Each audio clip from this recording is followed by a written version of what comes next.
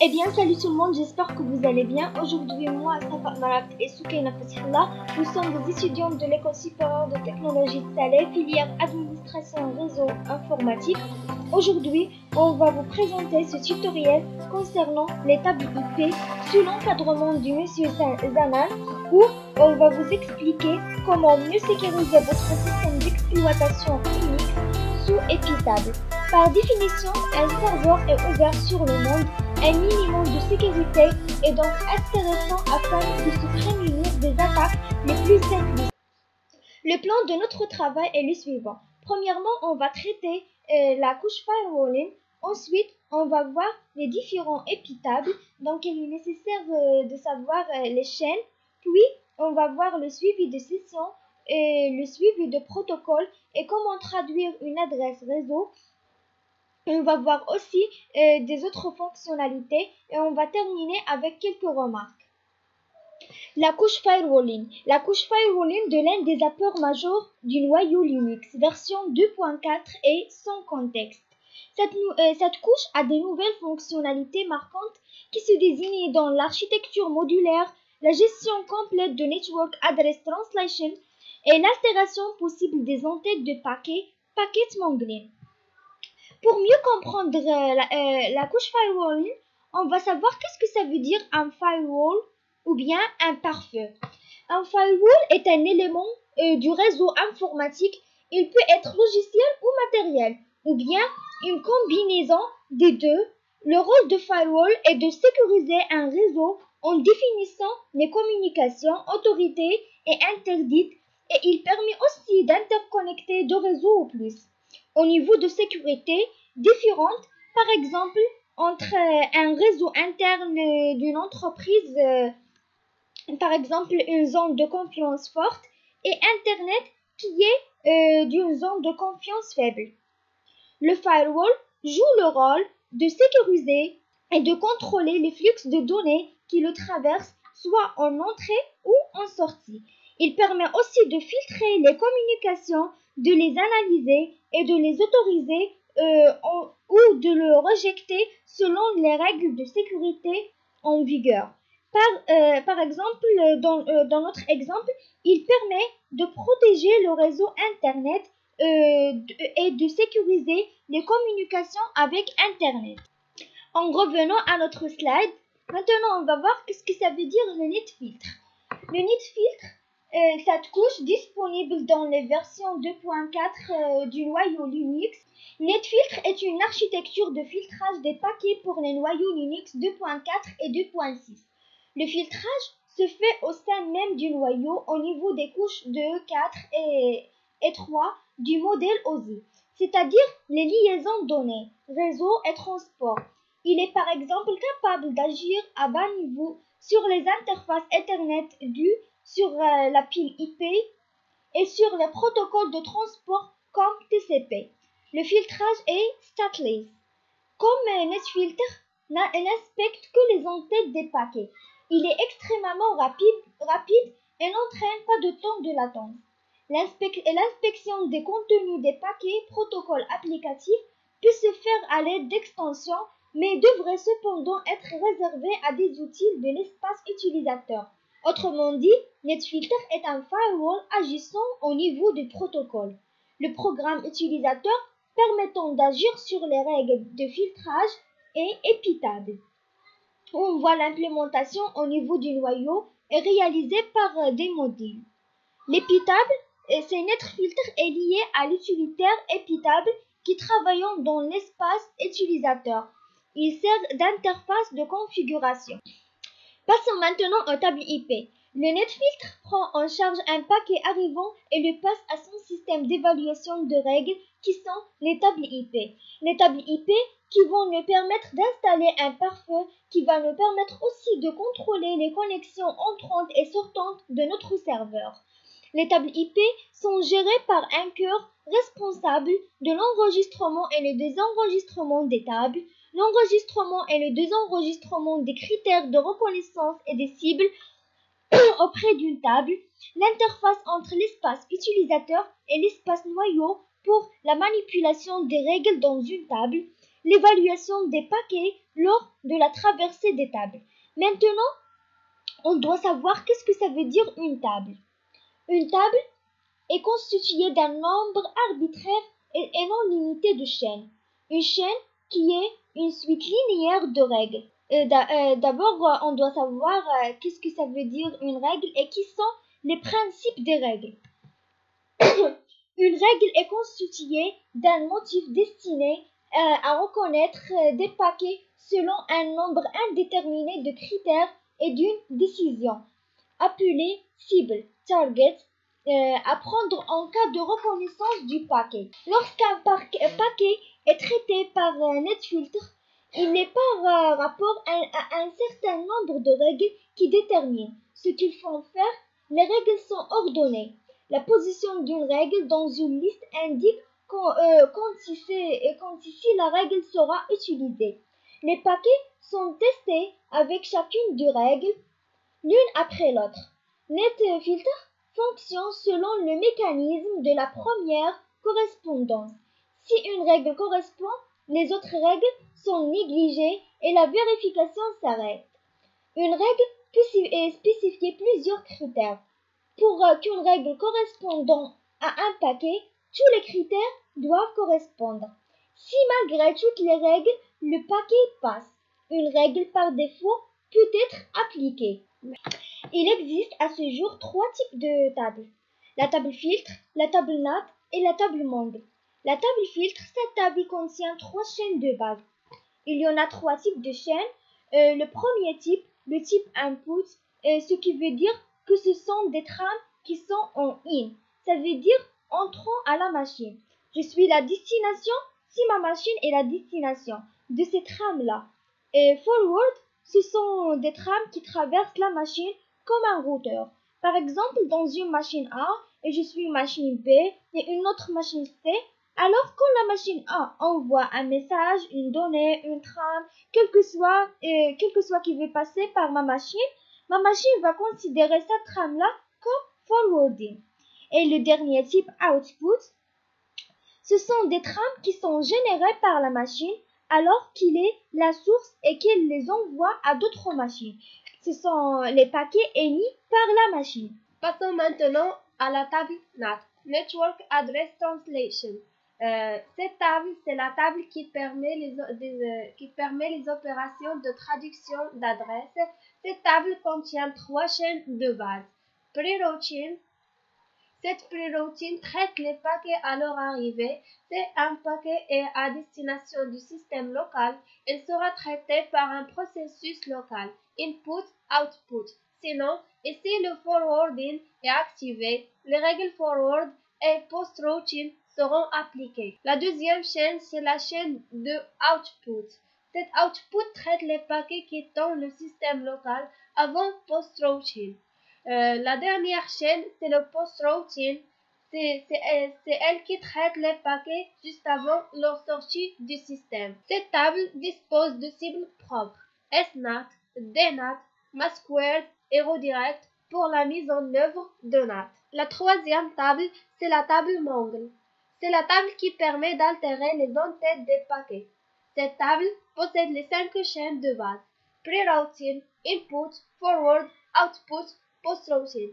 C'est les mêmes chaînes qu'on a définies tout à l'heure. Alors, la table Monge modifie la structure qui représente le paquet dans la couche réseau du noyau. Il est donc possible d'agir sur les entêtes, mais aussi sur les champs des structures utilisées par le système. Le passage de paquets dans les tables. NetFilter apporte aux couches réseau de niveau 3 une série de points d'entrée et de retour. Point d'entrée qui s'appelle hooks et point de retour qui s'appelle callback. Le code de filtrage est donc entièrement déporté en dehors de la couche réseau. Lorsqu'un paquet traverse la couche réseau, il vient rencontrer les hooks de NetFilter. Pour chaque hook, le paquet est évalué dans la chaîne associée si existante pour toutes les tables successivement. Il y a donc un ordre, une priorité, ça veut dire une priorité dans lequel sont évaluées les tables. Dans notre schéma, par exemple, lorsqu'un paquet arrive, il va d'abord être évalué dans la chaîne pré-routine de la table Mongo, puis dans la chaîne pré-routine de la table NAT. La table filtre ne possède pas cette chaîne.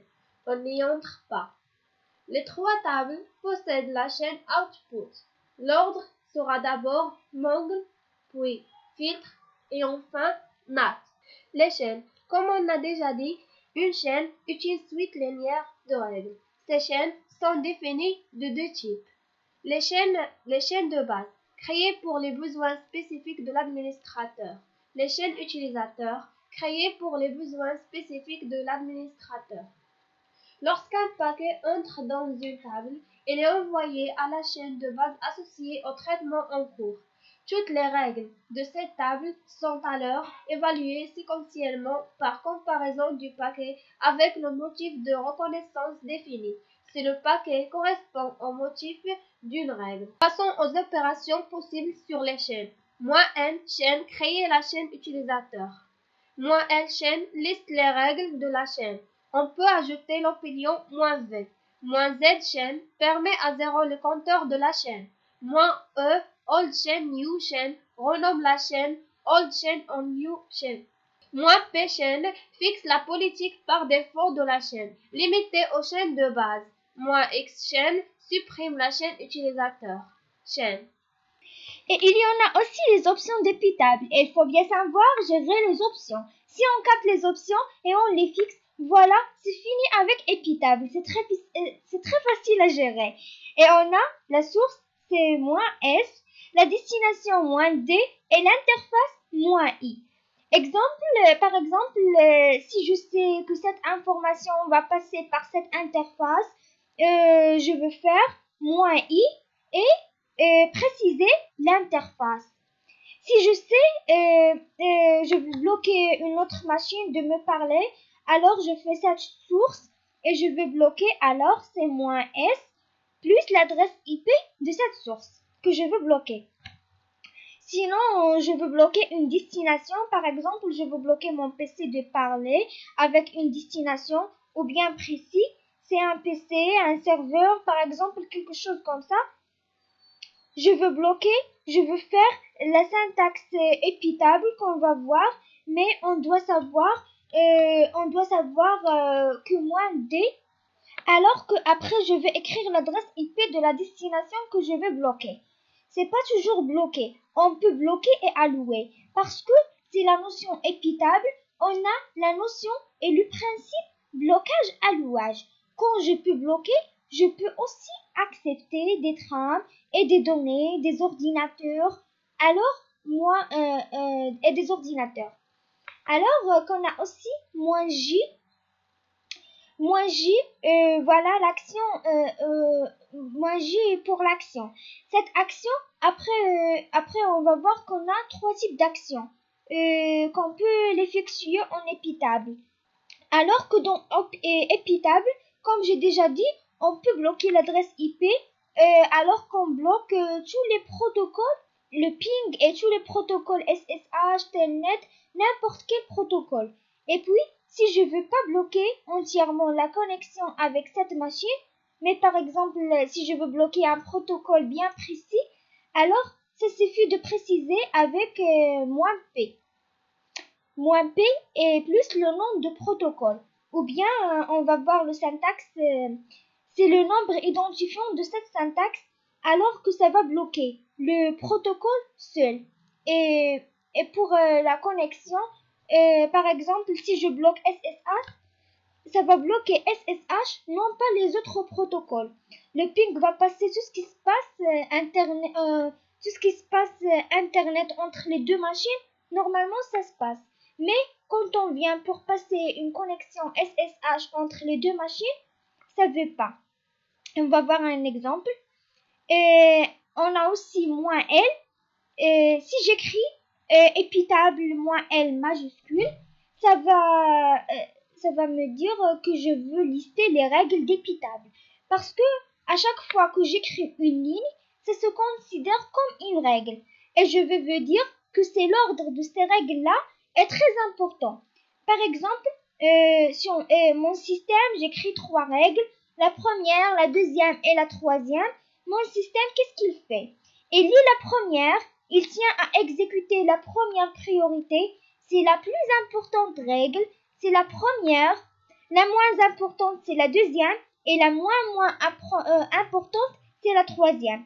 Et ça se passe comme ça. Alors, on doit toujours penser à l'ordre des règles qu'on a écrit.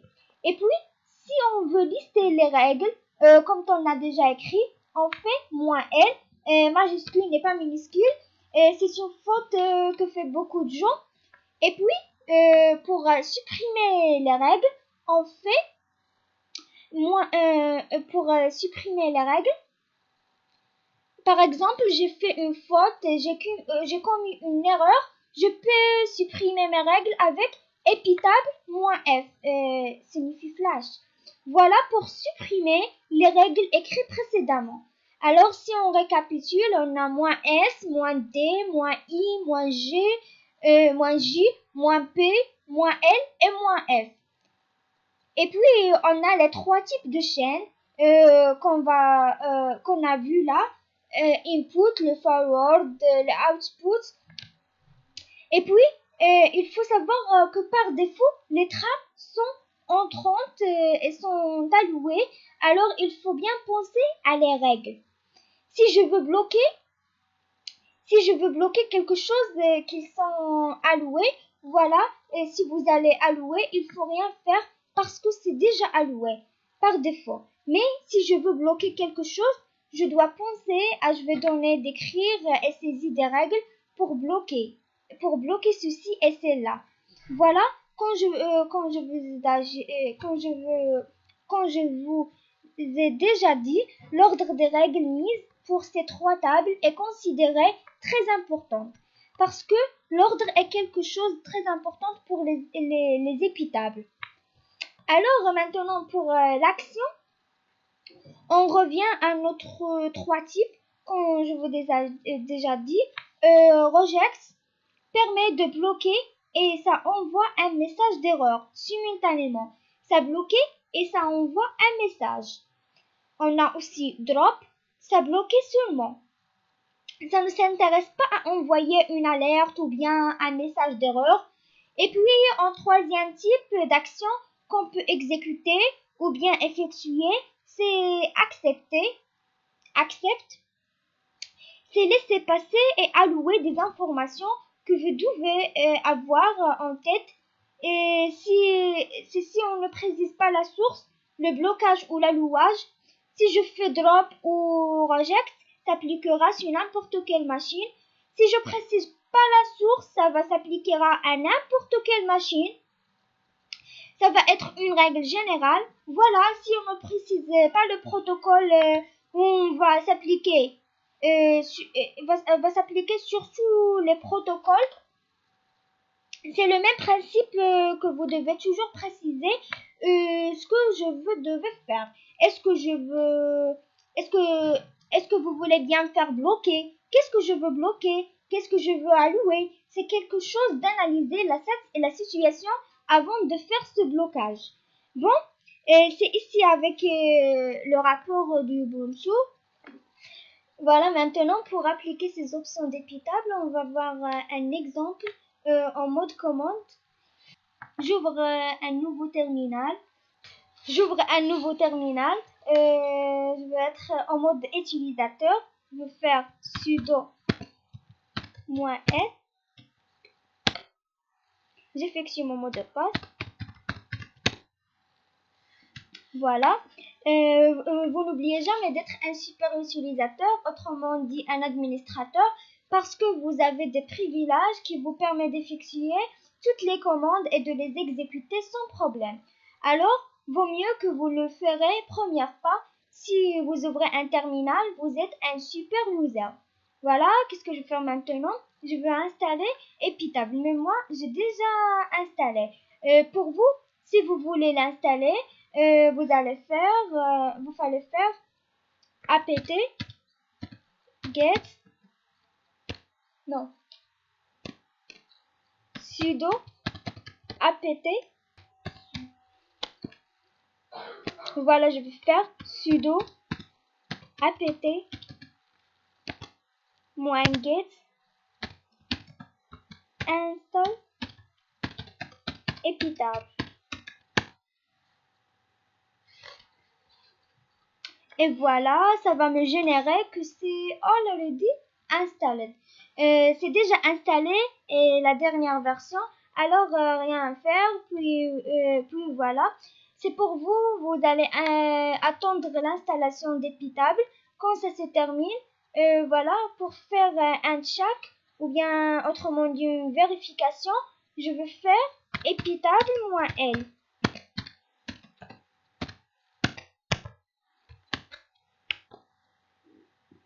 Ça va lister les règles du chaîne input, forward et output.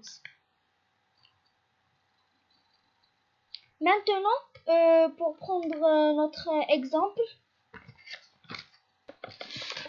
maintenant on va voir notre exemple épitable -a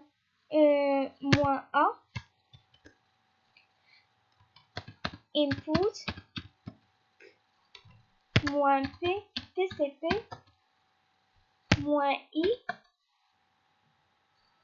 Je vais faire une fast Ethernet. Par exemple, j'ai un P0 S3 -j espace drop. Voilà, je vais faire un blocage drop. Alors avec drop, on n'a pas de message d'erreur. Avec un type input, alors que c'est pour les messages qui sont en entrée. Et puis on a moins TCP. Alors moins P, le protocole c'est TCP. Alors tout protocole qui est TCP, ça va être bloqué. Et moins I, et si était à 0, c'est pour le cas, bien sûr, vous pouvez bloquer n'importe quelle interface, adresse, carte réseau que vous avez. Et moins J, c'est l'action que je veux faire, c'est drop, alors que j'ai effectué ma commande. Maintenant, je vais faire épitable -L. Si je me souviens bien, voilà, on a fait -L pour lister, et voilà, c'est un drop pour le protocole TCP. La source en anywhere parce que c'est anywhere, autrement dit n'importe quelle source et n'importe quelle destination, parce que j'ai pas précisé la source. Et la destination, c'est comme ici dans notre exemple. La construction d'une règle. Une règle se construit en 4 parties. Une table d'application de la chaîne, filtre par défaut. Une chaîne d'application, une chaîne de base ou utilisateur. Troisièmement, un motif de reconnaissance. Finalement, une cible représentant la décision à prendre. Dans cet exemple, on a essayé d'appliquer ces 4 parties des règles. Dans la première partie, on a le type de table, -tc pour préciser le type de table, suivi du nom du table. On a fait ici -t filtre. Dans la deuxième partie des chaînes, on a utilisé -a. -a c'est pour ajouter une chaîne. Le nom de la chaîne ici c'est input. Pour la troisième partie de motif de reconnaissance, on a utilisé -m state, established related. -m state c'est pour utiliser la concordance sur l'état du paquet. Oui, on doit préciser l'état d'un paquet. Pour préciser l'état d'un paquet, on utilise la concordance state, suivie des valeurs qui dépendent de l'état de la session à laquelle il appartient. On a 4 valeurs: new, established, related et invalid. Dans ce cas, on a utilisé seulement les 2 valeurs qui sont established et related. Established, c'est pour préciser le paquet qui fait partie d'une session existante. Related, c'est pour le paquet attendu faisant partie d'une session en cours. Pour la quatrième partie du cible, on a utilisé la politique moi j'ai accepte. C'est la politique par défaut. Pour la quatrième partie du cible, on a utilisé la politique d'acceptation. Pour utiliser cette politique, on fait moi j'accepte. C'est la politique par défaut. Passons maintenant à la partie la très importante, c'est les opérations permises par épitable pour placer une règle dans une chaîne, qui sont -a chaîne espace le nom du règle, c'est pour placer la règle en fin de chaîne. -i chaîne n règle, c'est pour placer la règle au rang n de la chaîne, par défaut en tête de chaîne. Chaîne n règle, c'est pour placer la règle de rang n par la règle dans la chaîne. Chaîne n, c'est pour supprimer la règle de rang n de la chaîne. Le suivi de session. NetFiltre permet le filtrage à état de niveau 5, couramment appelé suivi de session. Chaque paquet traité par la machine sera affecté d'un état. Par contre, NetFiltre ne prendra aucune décision en fonction de l'état d'un paquet. Cette décision appartient à l'utilisateur en le spécifiant explicitement par la construction de ces règles. Le suivi de protocole. Suivant le protocole, certaines options sont possibles. C'est le cas de TCP, UDP ou SCMP. Le filtrage au niveau des protocoles est généralement effectué par des extensions à NetFiltre. -P, c'est pour préciser le type de protocole, par exemple TCP, UDP, SCMP, etc. -S port, c'est pour préciser le port source. -D port, c'est pour le port de destination. On a dans cet exemple, on souhaite interdire les connexions entrantes à destination du port 80. On a utilisé la commande épitable -a input -p tcp -d port 80 -g drop. -a c'est le type d'opération. -a c'est pour ajouter une chaîne. Dans ce cas, on a ajouté la chaîne input. -p c'est pour préciser le port. -p tcp. -d pour préciser le port de destination. -d port, on a utilisé le port 80 du serveur HTTPD. -g pour préciser le type de politique, on a utilisé drop pour bloquer, pour interdire les connexions. Bienvenue dans cette partie pratique. On va faire un petit point sur la sécurité. On va parler de la mise en place d'épitable. Donc, jusqu'à maintenant, notre serveur peut communiquer trop librement avec Internet et Internet peut communiquer trop librement avec lui. Alors, épitable va nous permettre d'installer un pare-feu qui va nous permettre de contrôler les connexions entrantes et sortantes de notre serveur. Comme vous voyez, il affiche trois règles. La première règle, c'est pour les paquets entrants. La deuxième règle, c'est pour les paquets que nous allons rediriger. Et la troisième règle, c'est pour les paquets sortants. Par défaut, on a la politique d'acceptation. C'est-à-dire, si jamais aucune règle ne correspond à notre paquet, automatiquement, elle les acceptera. On va changer les règles pour pouvoir limiter les paquets. On va tout fermer. Ensuite, on va ouvrir ce qu'on a besoin quand on a besoin. Pour fermer les choses, on fait la commande suivante. Sudo épitable -p majuscule input drop. Par cette commande, automatiquement, je bloque les connexions qui vont rentrer. Je coupe toutes les connexions entrantes. Point pour le port, tout est coupé. Alors, pour me connecter et taper des commandes, j'ai besoin de communiquer avec mon serveur. Je dois redémarrer la machine pour effacer les règles. Moi, j'ai pas besoin de redémarrer la machine car j'ai pas validé la commande. Pour gérer les différentes entrées, il va falloir créer un fichier pour pouvoir taper les commandes de manière automatique. Donc, on va utiliser un petit script où on va créer un fichier function pour permettre les différentes commandes. Pour créer ce fichier, on fait la commande suivante. Sudo vim vi pare-feu.sh, c'est le nom de notre fichier. À l'intérieur de ce fichier, on va préciser le shell qu'on va utiliser. Le shell par défaut qu'on va utiliser, c'est Le shell par défaut qu'on a, c'est /vi/sh. Maintenant, on va commencer par nettoyer les règles que l'on pourrait déjà avoir sur notre serveur en faisant le code flush.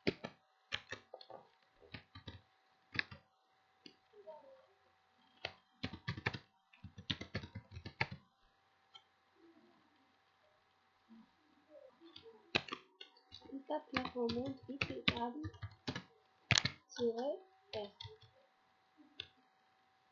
Cette -f permet de flusher, c'est-à-dire supprimer toutes les règles l'une par une. Maintenant, on doit modifier les différentes politiques et on va tout bloquer. En commençant par bloquer les connexions entrantes, input, par la politique drop, les connexions sortantes, les connexions redirigées, on va aussi les bloquer, -p, forward, drop. Ensuite, on va modifier la politique des connexions sortantes. On va les bloquer aussi. Output, drop. Si on exécute cette commande, on va se retrouver encore une fois bloqué. Donc on va mettre en place une commande particulière qui va permettre de dire que si une connexion est déjà ouverte, on va la dégage pas. Donc on fait le coup de connexion établie. Connexion établie.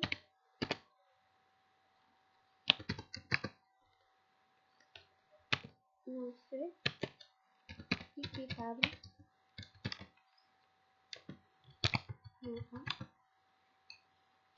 Input. On fait iptable -a. C'est-à-dire je vais rajouter une règle pour le input.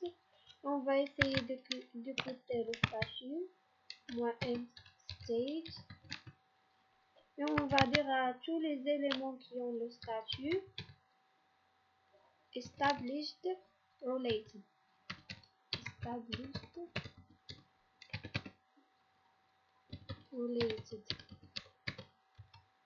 et on accepte.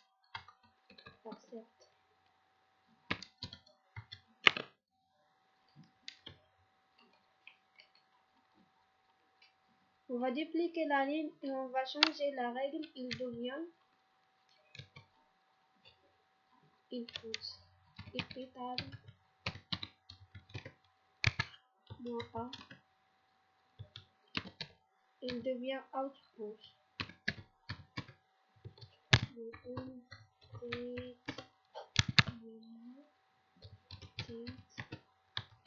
established related.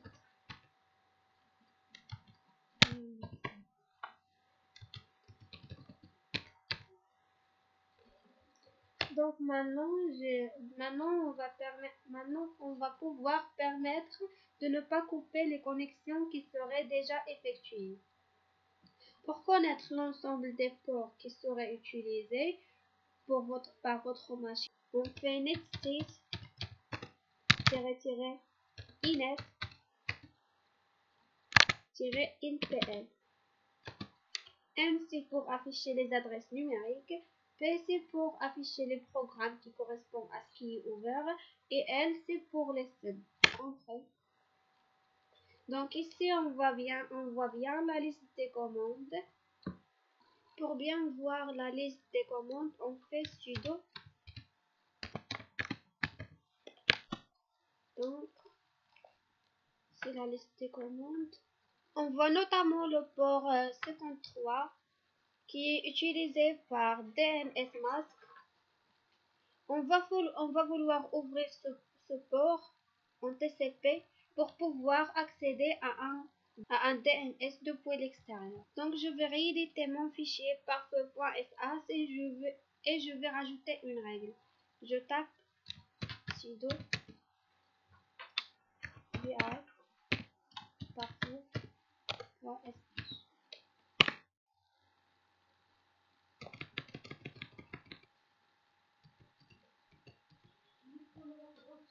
Donc je vais mettre DNS. Je tape la fameuse iptable pour rajouter une règle pour le input. En fait, pour préciser le protocole, on a ici le protocole TCP des ports. Pour le port de destination, on a ici le port 53. Ensuite, on précise le port et j'accepte.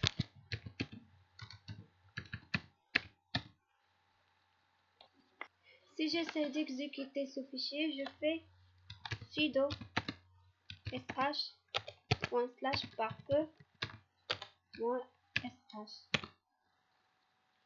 Donc maintenant, je vais voir la liste des règles. Sudo iptable -l iptable -l. Ici, je vois les différentes règles qui ont été ajoutées. Je remarque bien que toutes les règles sont en drop. Et pour les protocoles, on a ici le port de destination, c'est le domaine, puisqu'on a choisi le DNS.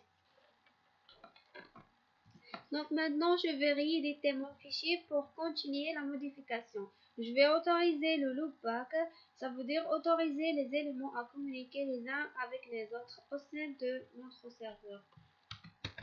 Pour rééditer notre fichier, on fait la commande sudo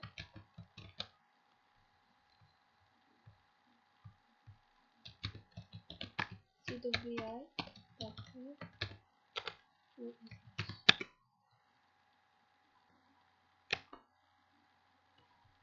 Autoriser le loopback. Autoriser le loopback.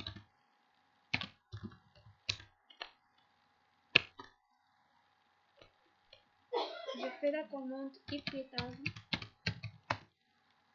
-1 input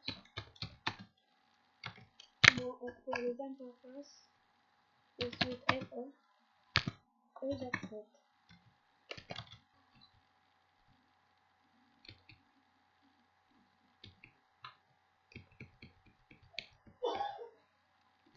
Je fais la même chose pour le output.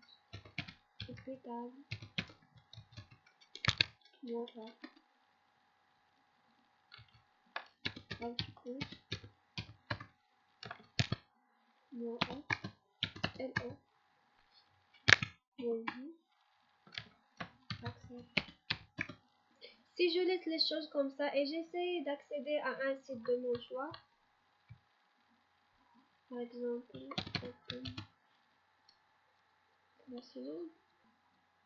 comme vous remarquez, il ne marche pas parce que par défaut, notre serveur n'accepte pas les connexions entrantes. Donc, on va autoriser les connexions entrantes par le HTTP. C'est toujours la même chose. Donc, je fais HTTP. Je tape iptable.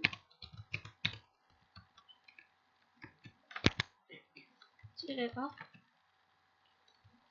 input .ptcp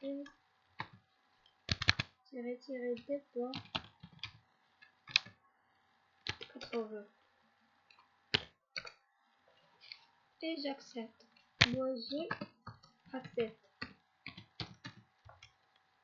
Je ferme mon fichier et j'essaie de l'exécuter. Sudo sh.parfait.sh.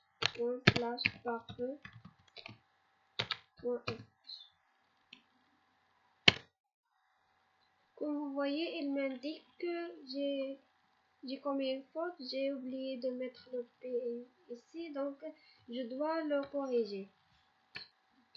Sudo vi parfait.sh. Voilà. J'exécute à nouveau mon fichier sudo.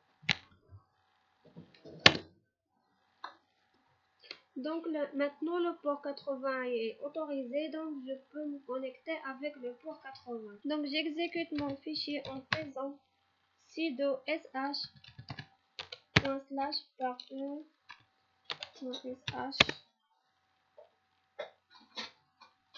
Donc maintenant le port 80 est autorisé, donc je peux facilement me connecter avec le port 80.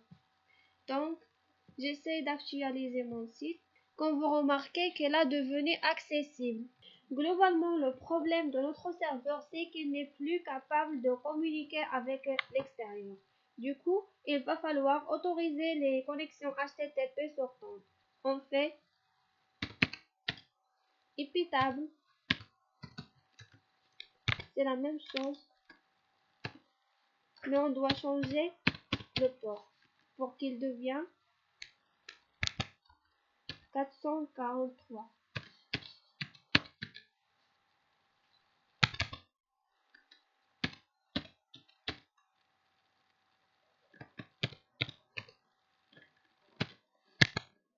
Et on accepte. Et on fait la même chose pour le output. C'est la même chose, la commande ne va pas changer.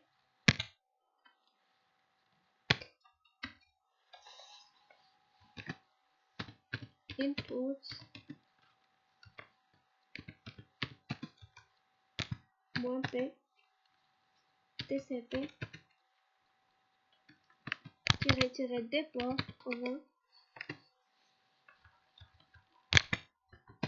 -g et on accepte.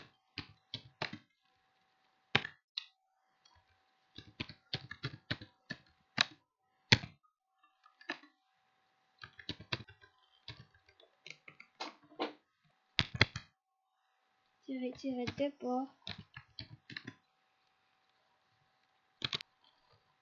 Donc voilà. Donc n'oubliez pas d'exécuter votre fichier pour vérifier que vous n'avez pas d'erreur.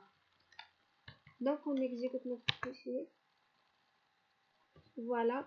Ce qu'on veut faire, c'est qu'à chaque fois au démarrage, les règles soient appliquées. Lorsque je redémarre la machine en état, ce qu'il va passer, c'est que toutes les règles vont effacer. Du coup, si on souhaite qu'un script soit exécuté à chaque démarrage, il va falloir le déplacer dans le fichier init.t. Donc, pour déplacer le fichier SSH dans le fichier init.t, je dois faire sudo mvparfait.sh /etc/init.t /etc/init.t.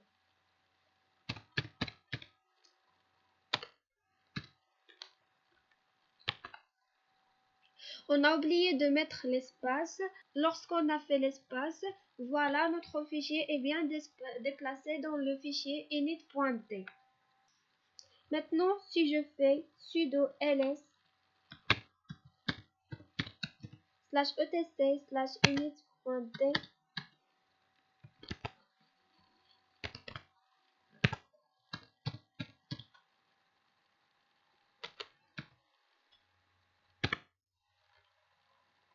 donc on a plein de choses. Donc maintenant, je vais me mettre dans le fichier init.t et le modifier en faisant la commande cd /etc/init.t.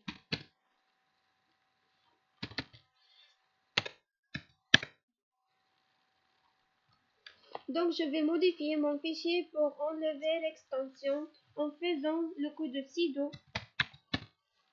mv parfait.sh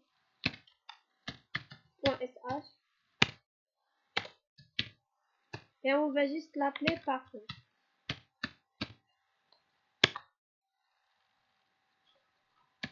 On écrit le password.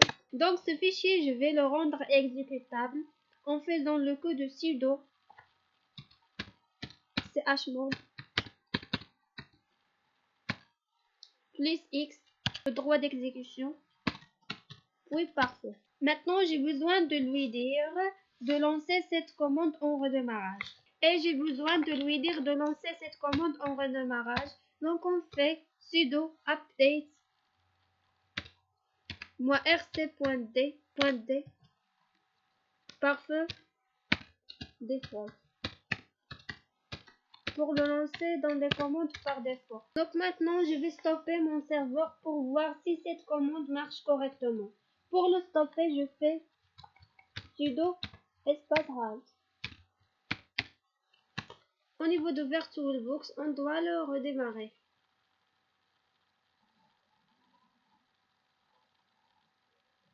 Redémarrer. Après le redémarrage de ma machine, je remarque que mon pare-feu redémarre d'une manière automatique. Donc j'ai réussi à configurer mon pare-feu à l'aide d'IPTable. Et c'est ça l'objectif de notre tutoriel. Eh bien, dans ce nouveau chapitre, je vous propose de parler d'un nouvel outil lié à la sécurité nommé FileToBan. FileToBan, ce nom indique que c'est un système qui va permettre de bannir automatiquement les gens après un certain nombre d'échecs. Alors, quand on parle d'échecs, on parle de quoi? On parle, par exemple, d'échecs à la connexion SSH. Si quelqu'un mais se trompe dans ce mot de passe un trop grand nombre de fois, on va alors se mettre à bloquer son IP. Mais ça peut être des règles un petit peu vagues, comme par exemple quelqu'un qui génère un rétro de 404, quelqu'un qui essayera d'accéder à des fichiers PHP et ainsi de suite. Donc l'avantage de FileToBan, c'est que c'est un système qui est à la fois automatisé et que l'on peut aussi très bien personnaliser pour adapter à nos différents besoins. Donc comme d'habitude, pour la partie 1, on passe en mode commande.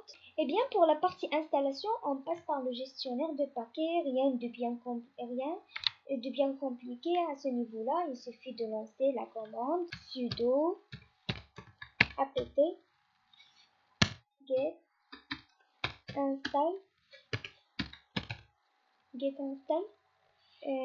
FileToBan. C'est ça. On ne peut pas balancer. Donc l'intervention de notre système, je fais ici. Une fois installée, la partie de configuration va se trouver dans le dossier cd espace / etc / FileToBan / on va entrer. Donc à l'intérieur de ce dossier là, on a différents fichiers de configuration de notre système. Donc je peux faire ls bien. Donc je vais faire un coup de cp. Donc je fais un coup de copie. Je copie le fichier jail.conf et je vais l'appeler jail.local et je vais faire ça en administrateur avec la commande sudo cp jail.conf espace jail.local. Non, j'ai oublié le L. Jail.local. Je vais l'appeler jail.local et je vais faire ça en administrateur parce que sinon je n'aurai pas un accès à ces dossiers. Une fois cette petite copie de fait, et je vais modifier le fichier et j'ai un point config, donc on va faire un coup de sudo jai.local, non, sudo vim jai.local.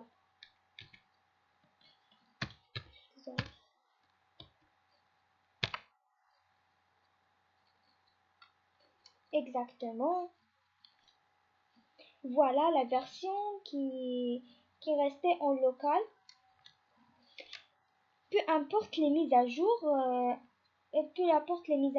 donc ce fichier globalement va contenir les différentes configurations. Chaque configuration va correspondre à un cas concret. Donc on va d'abord avoir la configuration de base qui sera appliquée par défaut. Maintenant, on est arrivé à la fin de notre tutoriel. Nous espérons que vous avez compris. On vous dit merci beaucoup pour votre attention. N'hésitez pas à laisser vos commentaires et on dit à bientôt.